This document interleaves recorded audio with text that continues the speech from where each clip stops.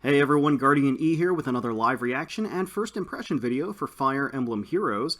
Tonight we're getting the reveal of the next legendary hero to launch into the game. I'm not really sure who it could be. I'm going to guess that they're going to keep the Three Houses Leaders train going, and we'll get like either Claude or Dimitri. So I'm going to go with Legendary Dimitri. I haven't looked at the title. I have the trailer pulled up. I'm going to hit play, and then once the title disappears, I look up so that we can all be surprised together. We'll watch it all the way through the first time through, uninterrupted, and then we'll go back and we'll take a closer look at the legendary hero after watching it through the first time.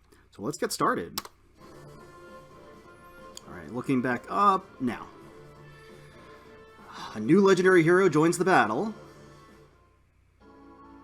Oh, it's Scion of Light. Is that Seliph? People look at me as if It sure is.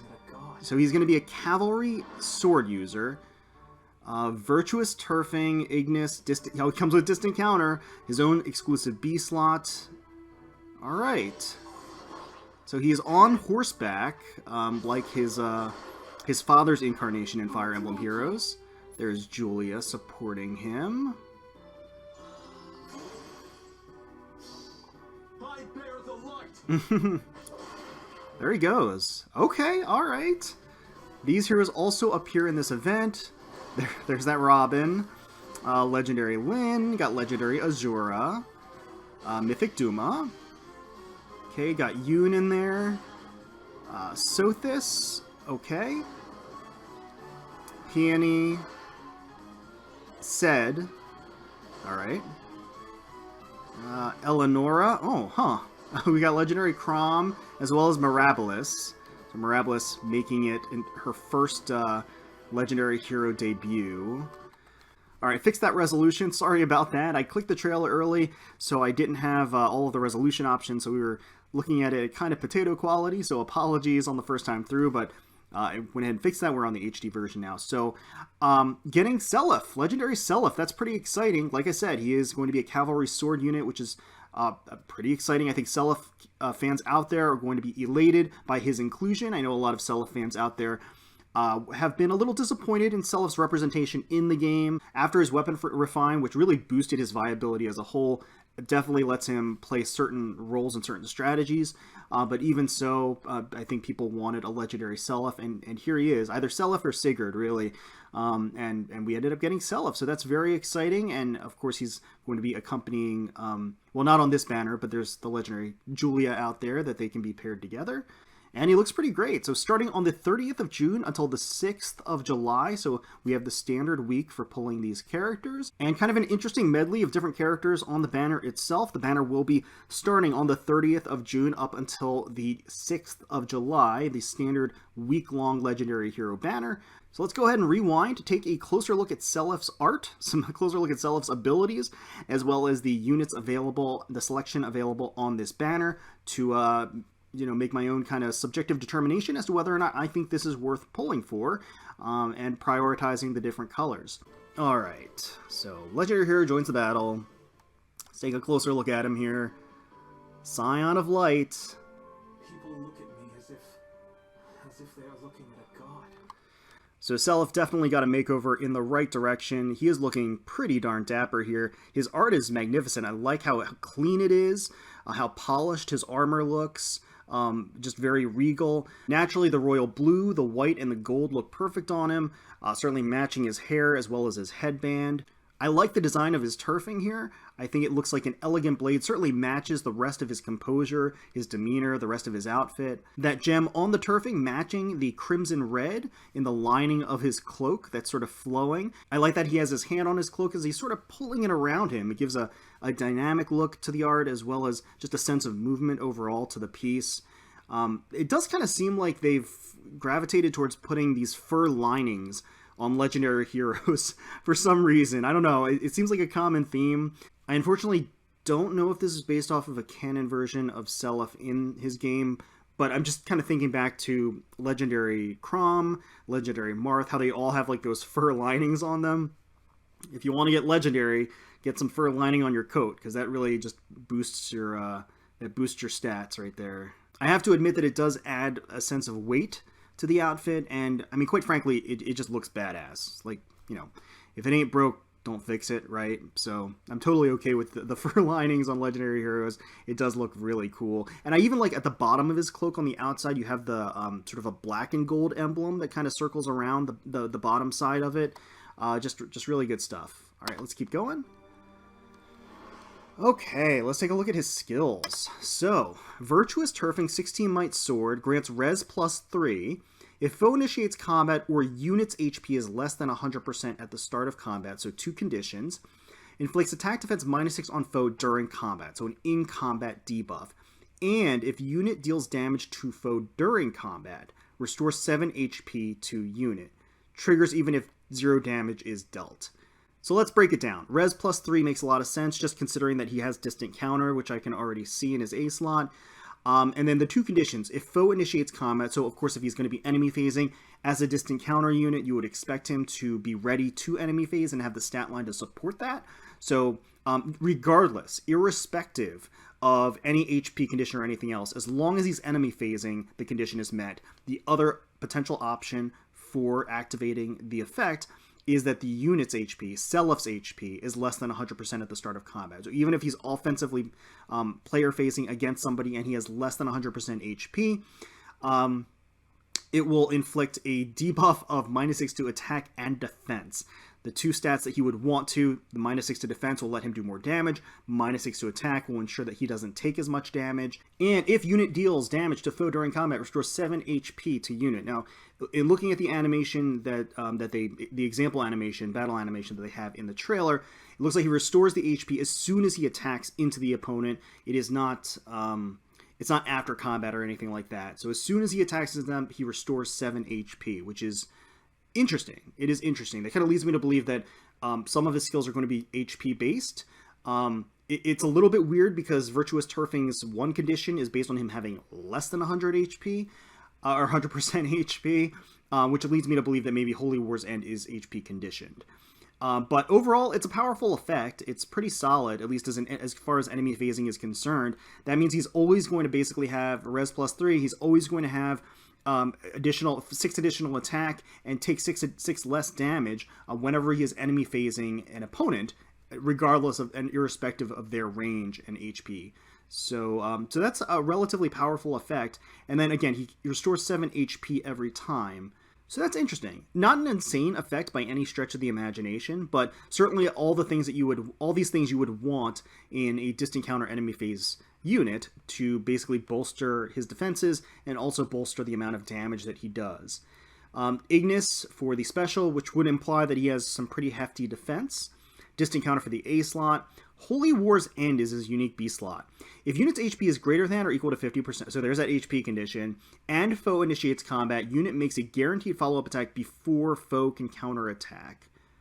Oh, that's really interesting. So that's reverse desperation, but the HP condition is based on having high HP, or above 50% HP, or equal to 50% HP, in order to activate it. So foe initiates combat. It's enemy phase desperation. Interesting. Which would imply that he's going to have really bad speed. That's kind of how I'm reading things. So he might be min-maxed to have really, really low speed, so that Holy War's End will allow him to double on enemy phase, and he'll double twice in a row as soon as the enemy attacks into him. And of course, the Virtuous Turfing's debuff will allow him or help him to sustain more damage because he's going to be debuffing the enemy's attack as they're initiating on him. And then as he attacks into the enemy, he's going to automatically double. He's going to hit twice in a row, and he's going to restore 14 health, basically. And that restoring that 14 health will help him to sustain the above 50% HP for Holy War's End. So, not bad. I mean, the skills synergize together, and they work together, and I could definitely see them kind of playing off of each other to make sure that he maintains that HP threshold and to be able to continuously debuff the enemy with Virtuous Turfing, follow up, and then heal himself back up to nearly full health. Joint Hone Defense for the C slot. At start of turn, if unit is adjacent to an ally, grants defense +5 to unit and adjacent allies for 1 turn. I like the Joint Hone skills. I think they're pretty good. And of course, that's going to allow him to get his own buff to his own defense, as long as he's adjacent to an ally on at the start of the turn. That'll let him tank that first hit a lot easier. That'll boost the amount of damage Ignis does. So all good things as far as increasing his defense overall. So Seliph's kit is interesting. It doesn't blow me away. I think it does fulfill a very specific niche as a cavalry enemy phase red sword unit. That is going to have some pretty hefty defenses, be able to in-combat debuff, guarantee a follow-up, and reverse desperation is not something, at least as far as I can recall, and somebody will correct me if I'm wrong in the comments, I'm sure, but at least as far as I can recall, I don't think that effect has ever been available until now. The exception being like Brave Ike, that forces the enemy to have desperation, rather than he himself having reverse desperation.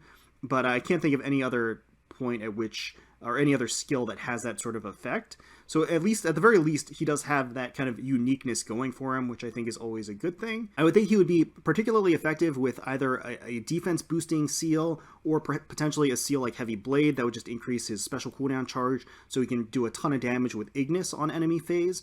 Alternatively, being supported by somebody like a Brave Lucina that would allow him to be able to get special cooldown charge additionally, whatever that might be. So he looks interesting. I think he can definitely be effective, especially in a player's hands, but at the same time, I don't think he's one of the more powerful legendary heroes, at least as far as what his kit is. I mean, he's a sword unit, he's a cavalry, he can take advantage of cavalry-based buffs, which is another thing. But of course, being cavalry also limits his other options as far as skills are concerned. He is going to be an enemy phase, he's going to be effective as both a mage tank and like a ranged archer tank, even a close range tank. He's going to be able to get those in-combat debuffs and also guarantee the reverse desperation, which is always solid. And the plus 7 HP per hit is going to help his sustainability quite a bit. At the same time, I don't see anything amazing here, but maybe I'm missing something as far as potential skills that you could pair with this kit to really boost its effectiveness overall. Again, I think that CD reducing skills or otherwise improving his overall tankiness are probably going to be things that he'll want. But yeah, let me know in the comments below what you guys think about his kit and what you think would best supplement his abilities here. So let's keep going. Take a look at his attacking art. Actually, yeah, they show him tanking the hit first. So there he goes. And then he attacks into it. And since he's moving forward, you get a full range of the movement from the tresses and the belts that he's got. I like the golden rope belt that he has there, kind of flowing behind him. You've got the tresses coming off of his shoulder pauldron armor, and sort of matching his flowing blue locks coming off of him as well. And of course, he's got those piercing baby blues as he's leaping forward and attacking. So, ready for a fight. Let's keep going. There he goes. I will do what I can. Alright, Julia supporting him, and we can actually see how much damage he does here, actually, with his Ignis. So 73 damage, which means it's a 33 damage Ignis, which puts his defense at around like 40 or so, something like that, around that range anyway. And he's getting, I don't know what other defensive buffs he may potentially have on him currently, but none of his skills unactivated would just passively grant him that defensive boost, I don't think. So, 40 defense certainly isn't something that is outlandish. I could definitely see him having that by default, but I guess we'll just have to see once his stat line is revealed. And Julia jumps up in excitement as well. Alright, so now let's take a look at the different colors that are represented, as well as the different units that are available. We'll start with red. We'll start with Seliph. So obviously Seliph is red. He comes paired with Mirabilis and Sothis, which actually is not bad. Those are all pretty potent units. Sothis is very strong. Mirabilis, if you didn't summon on her debut banner where she was available and potentially guaranteed at 40 pulls, this is a good opportunity to get her. She is a flying dancer, a flying tanky dancer at that. Seliph we just went over, who has some potential, and again, Sothis is very strong. So red has definitely some merit to it, and definitely some value for pulling on red. Next up, let's look at blue. So blue features legendary Azura, Peony, and legendary Chrom. That's actually a very strong color. Now everybody has a Peony, so you could go for merges for Peony or have two Peonies to be able to use them both on the light season, which I don't think many people would opt to do, but it is an option available to you, I suppose. Legendary Azura, I think, is critical for a lot of people in their Ether Ray defense teams, and having some unique strategies surrounding her additional movement that she grants upon her singing. And Legendary Chrom is just very, very, very strong. Blue is a contender as well. I would say that it's on equal footing to red. And depending on what you need for your team, what you're missing in your barracks, could definitely be a better option than red, again, depending on what you're looking for. So let's take a look at green next, which features Lyn, Yoon, and Sed. I gotta say that, most people would suggest that Lyn is not the strongest legendary hero out there. Yoon definitely still has her uses. Sed is a recent unit in the regular pool, a recent green mage. So, but at the same time, I think Lyn kind of brings down the value of green a little bit.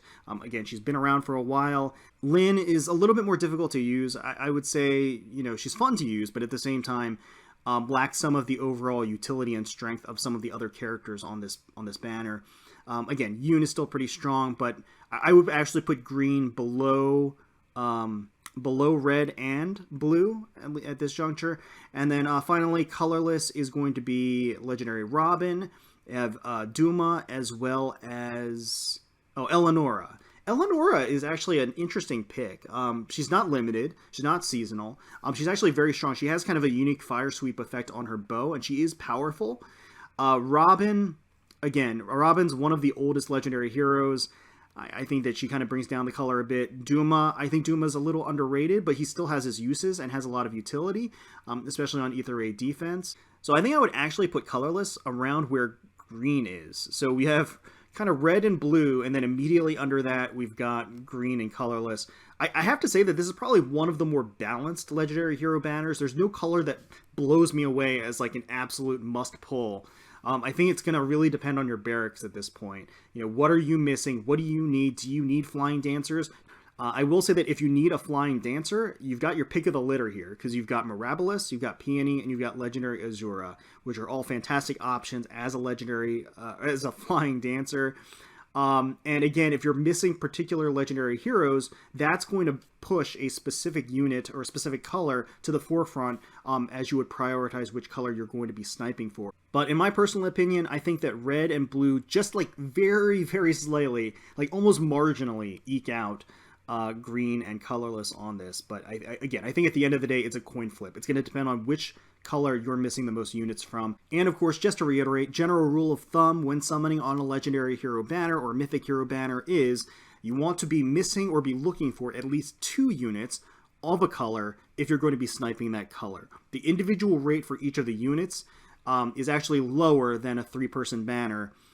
It's if you need at least 2 of the units of a specific color, that actually kind of boosts your chances of getting a quote-unquote desired unit. So just bear that in mind if you're going to be summoning for a specific color on this banner. For me personally, none of the colors here really hit those marks, so I'm actually not going to be summoning in full force on this banner. I'll probably be pulling on the first full circle at the 8% just to try our luck at the discounted circle and see if we end up getting anything. We'll go ahead and put that into our July 2020 poverty pulls video when we compile that together. But yeah, I don't see myself summoning on this or having a huge reason to summon on it.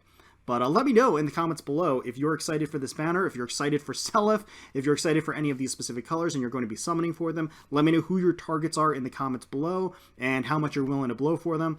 I certainly wish you the best of luck as you go in for your respective targets. Hopefully you all enjoyed the video. If you did, please feel free to leave us a like, comment, and subscribe to the channel for more Fire Emblem Heroes content.